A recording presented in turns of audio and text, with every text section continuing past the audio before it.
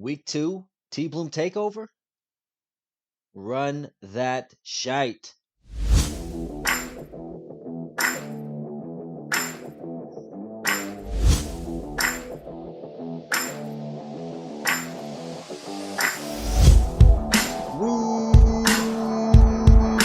2! Guess who's back? Another week of the TBloom Takeover. That's right. Corporate gave me the contract. They said, even though you came out late with that podcast on Friday, we loved the content so goddamn much that we needed you back for another week of the TBloom Takeover. So guess what? Consider TBloom back for another 5 days of content. Okay? Remember to like, share, comment, subscribe, retweet, whatever you got to do. Tell a friend to tell a friend to tell their mothers about the podcast. And don't forget to follow me on Twitter at the TBloom Talk Show or on Instagram at TBloom253. Welcome to a special day in the TBloom Takeover and TBloom Talk Show history. It is day 6 of the TBloom Takeover. Like I said, got extended another week, so let's make it happen. Today is a special NBA edition style podcast. We're going to go over everything you need to know upcoming in the playoffs. We'll give you some quick facts, stats, and a couple things that maybe you didn't know coming into this podcast. Maybe we can hook you up with some knowledge. They say you learn something new every day. TBloom Talk Show. We're going to try and help you out with that. So today we'll preview, like I said, all the playoff matchups set for this first round. I'll give you my predictions for tomorrow's 2 NBA play-in games and just who I think the MVP for the NBA season is, and much, much more. We'll get into that much, much more right now. Let's start out with some interesting news. Frank Vogel has officially been fired, or supposedly he's going to get fired on Monday. See, this I read a headline.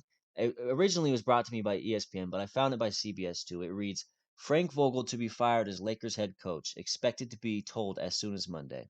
Sam Quinn, CBS Sports. Well, fuck, Sam. You can't keep a secret. They said they're going to tell him on Monday. You come out with the report on fucking, what, Sunday? I mean, Sunday night? You don't think he's going to see that?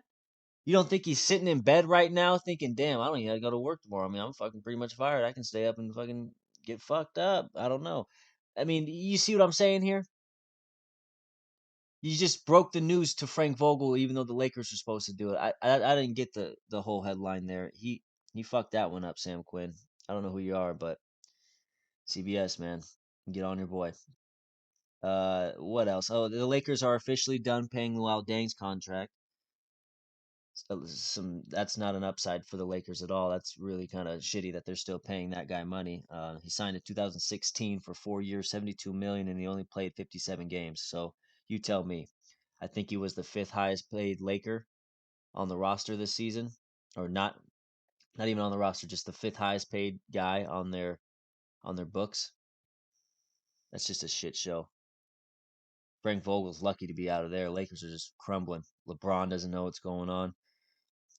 Russ has no idea. Anthony Davis is fucking questioning himself. Fucking Magic got out just in time. LeBron on Russ and his future with the Lakers. And I quote, I'm not going to sit here and make decisions for the front office, dot, dot, dot. But I love being a teammate with Russ. And you can interpret that many ways, but one way I'm interpreting it as is Russ is gone. I don't want him on my team. Anybody who thinks LeBron doesn't control that roster or that locker room or what those guys do up top in the front office, you're clueless. And you're young and you're naive, but most importantly, you're clueless because LeBron, if he wants someone to stay on that team, they will stay on that team. And he's not going to be going around saying, I love being teammates with Russ, because that's just not going to get it done. Quotes like that just make me think Russ is gone. Anthony Davis might leave. I think they're going to blow that whole thing up this offseason. We'll see. What's next? Let's just get honestly. I'm just more excited about these play-in games tomorrow. We finally got some more playoff action. Haven't had any playoff action since the fucking Super Bowl in the NFL. So yeah, these two play-in games tomorrow. Um, None of them are win or go home. Both teams have a shot to, even if they lose tomorrow, they still have a shot to make the eighth seed. Let's start with Cleveland versus Brooklyn tomorrow at Brooklyn. It sucks because Cleveland worked their ass off to get to this eighth seed, this eighth spot in the East, and now they have a chance to not even make the playoffs due to this stupid play-in style. Fucking, it's stupid. I don't agree that. I think if you make the eighth seed, if you're the eighth best team by record in the standings, you deserve to make the playoffs. You shouldn't get a chance at number 10. You shouldn't be the 10th best team in your fucking conference and still be able to make the playoffs. It just doesn't work with me. But however, it does. One thing I do like about it is it does start off the NBA playoffs with a bang because we got the seasons on the line immediately with these two games potentially. None of these teams want to lose, even if they do have a chance to still make the playoffs. None of these guys want to lose. They want to secure their spot. So we're going to see some good basketball right off the rip. So yeah, Cleveland versus Brooklyn. I don't think Cleveland has enough to beat Brooklyn. I think when you look at all the facets of what you want to see in a playoff team, Brooklyn checks off a lot more of those boxes than Cleveland. They got the veteranship, they got the star power, they got. I mean, those two alone could really do it. What else could you say? I mean, the veteranship and star power. I mean, who does Cleveland have? They don't have KD. They don't have Kyrie. Not sure if Kyrie's even playing, but they don't have KD, and that's really what it all comes down to. I don't see Cleveland. I don't see Cleveland winning this one, so I'm gonna go Brooklyn. We'll say by 5, 110 to 105, Brooklyn. Next game is the Clippers versus the Minnesota Timberwolves. This one I'm kind of stuck on because both these teams are a lot more even than the Brooklyn Nets and Cleveland Cavaliers. On one side of the ball, you got the LA Clippers, who just recently got Paul George back and have been on a 5 game win streak to end the season. Is that more because of Paul George? Is that more because of the teams that they're playing haven't really been playing up to their potential for whatever reason? Draft, this, that, whatever. Or is it because fucking Paul George came back, sparked a goddamn flame in that team, and now he's trying to take them into the playoffs full steam ahead? Could be either way. And then on the other side, you got Minnesota Timberwolves, a young team. Young team. Anthony Edwards looking to make a splash in the playoffs. You got guys like Cat. Cat's at that point in his career where he's kind of crossing over into that veteran guy, someone who's been around there, done that, seen things, been experienced, a little bit more seasons than when he came in the league when he was just so raw. Um, yeah, this one stumps me. And then the Clippers, they have a very veteran team. They got Nicholas Batum, Reggie Jackson, one of the Morris brothers, Paul George. These guys know what they're doing in the playoffs too. But since it's in Minnesota, I'm going to go with the home team. I think Minnesota's they're so young. They're going to get after it early. And they're just going to take advantage of their athleticism, their youth, and the home court advantage. So I'm going to go Minnesota. We'll say by 10. Take a ripski. We'll say Minnesota by 10. We'll do 122 to 112. Final prediction. All right. So we'll go to the other playing games, which will be coming up on Wednesday. And I will give you my prediction for these games. Ooh, should I actually give them to you now? I'm going to give you my predictions for these games now because I can't do it Wednesday because the podcast won't be out till around after these games started. So, Charlotte versus Atlanta. This one's going to be fun. You got Trae Young, who, if anybody knows anything about basketball, NBA right now, Trae Young's one of the most exciting players in the league to watch. It's pretty much Steph Curry, pretty much the same type of player as Steph Curry. Not saying he's good. Don't fucking make comparisons. Just saying that's what you're getting when you're watching Trae Young. Then you got Clint Capella on his team, and I'm drawing blanks on the other guy. You got a lot of talent. You got a lot of offensive power on Atlanta. On the other hand, you kind of got the same thing. You got fucking LaMelo Ball, obviously. Then you got oh, this is the guy, same guy I was drawing a blank on last time. Miles Bridges, who's just a beast in the fucking scoring column. Uh, yeah, this is another tough one. You got Atlanta at home. Terry Rozier, Gordon Hayward's going to be out. Mm, I'm gonna go with Atlanta on this one, guys. And I know I'm kind of redundant with sticking with the home team, but it's the whole veteran shit, man. They've been there, they've done that. Charlotte's a little young. I don't know if they're ready to focus in and go out and get a basically win or go home scenario type of victory yet. And Atlanta's been playing pretty well these last couple weeks, last couple games. Yeah, I'm gonna go Atlanta. We'll go by 7. We'll say 107 to 100 Atlanta. No, we'll fucking say 125 to 118 Atlanta. Yeah, that sounds good. All right, moving on. Next game. Remember, these are on Wednesday. Come on, bud. Yep. San Antonio versus New Orleans. Now, if you guys followed me a couple weeks ago, I told you that San Antonio is going to sneak their way into the playoffs this season, and they've set themselves up perfectly. I mean, just absolute perfectly. They got to play the New Orleans Pelicans to start off.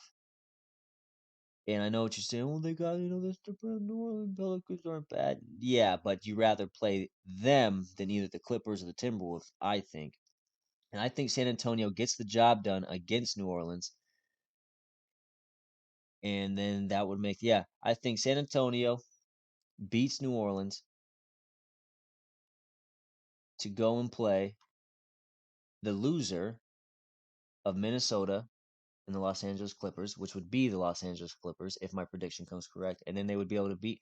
I think the San Antonio Spurs will make the playoffs. I'm saying it right now. And the Spurs, they'll beat the New Orleans Pelicans. Say 103 to 95. Yeah, that's good. 103 to 95. There's my predictions. We'll go over one quick more time.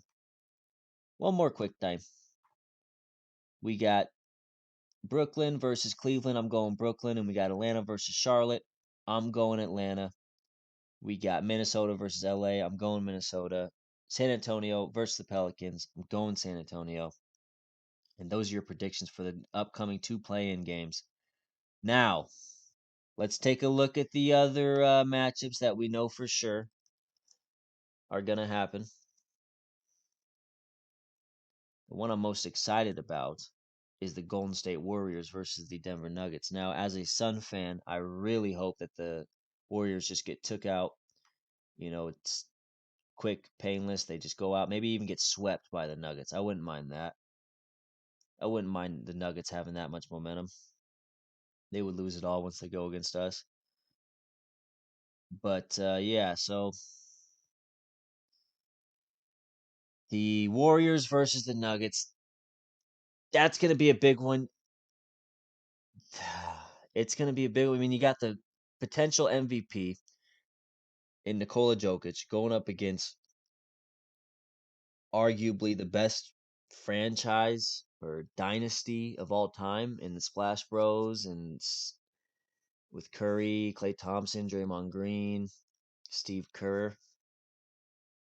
It's gonna be a good one. I think it goes to 6 games at least for sure. I don't see this going anything less of that.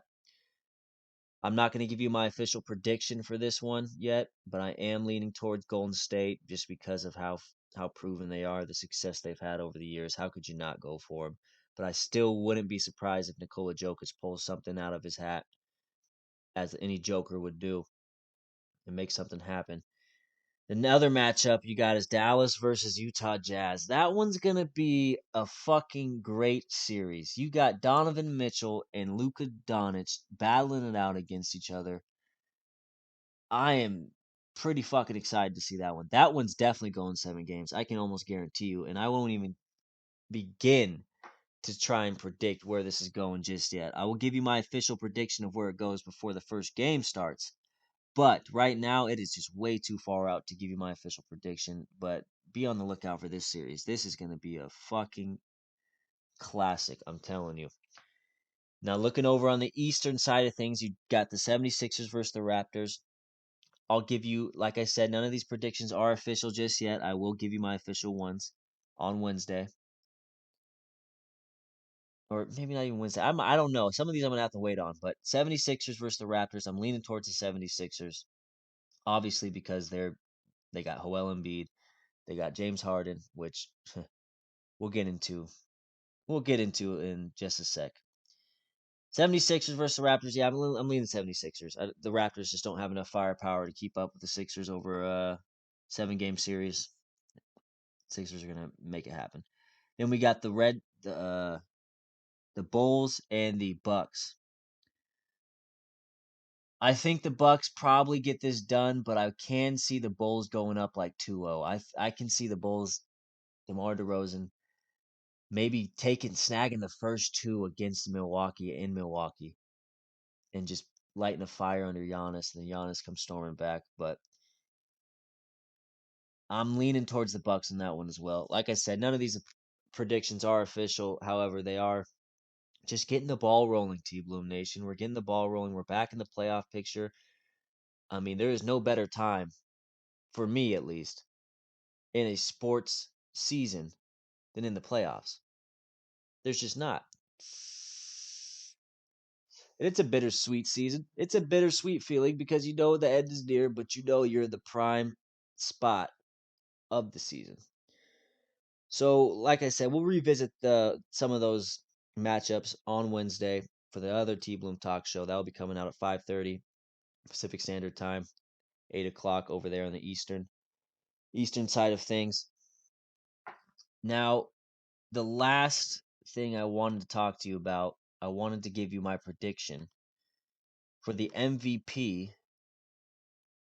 of the NBA season. No, not even my prediction. I'll give you my MVP. The TBloom MVP award of the 2021-2022 NBA season, Joel Embiid. Here's why. It's not because of the stats. It's not because of how much points he puts up or how much rebounds he gets or what he does this over there and there over here and this, that, or the other. This is why Joel Embiid is my MVP. Do you know how hard it is to play with a guy like James Harden? Do you know what kind of what kind of baggage comes with playing with a guy like James Harden on your team? Do you really? The constant stress that he's not getting the ball enough. The constant fear that in the back of his mind he's thinking he doesn't want to be here because he doesn't touch the ball enough and there's not enough ISO calls for him. Because there's a lot of stress. And you can see it by every other teammate he's had to play with. Why do you think he didn't work out in Brooklyn? Do you think you didn't think it was the roster, was it? Who else could he want more on his team? He has the second best player in the world. And another guy who's top 3 point guard in the league, arguably. So it couldn't have been the roster. Then what would it have been? It had to have been the lack of touches he was getting. And how unsuccessful he's been ever since that fucking rule came in that you can't, ever since they've cracked down on getting offensive calls that he usually gets, drawing fouls and the way he would draw them and stuff like that, the flopping shit. They cut that out and his games went all the way downhill. And Joel Embiid has to deal with all of that, all while maintaining a spectacular streak of stats and season to put his name in the MVP position. And yes, you could argue Nikola Jokic, he does more for his team. I get it. Nikola Jokic, if they give it to him, I'm okay with that.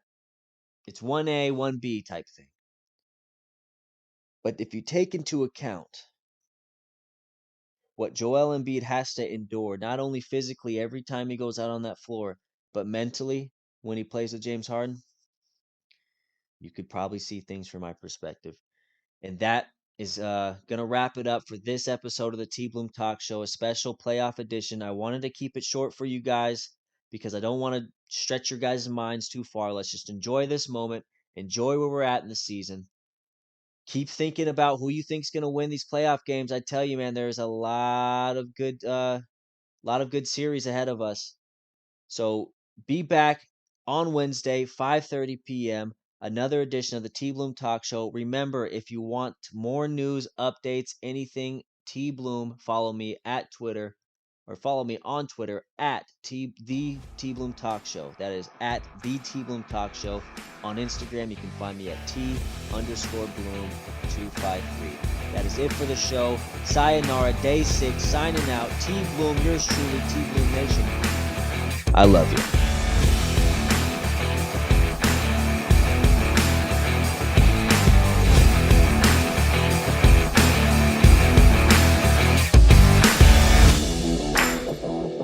Today's episode was brought to you by bananas.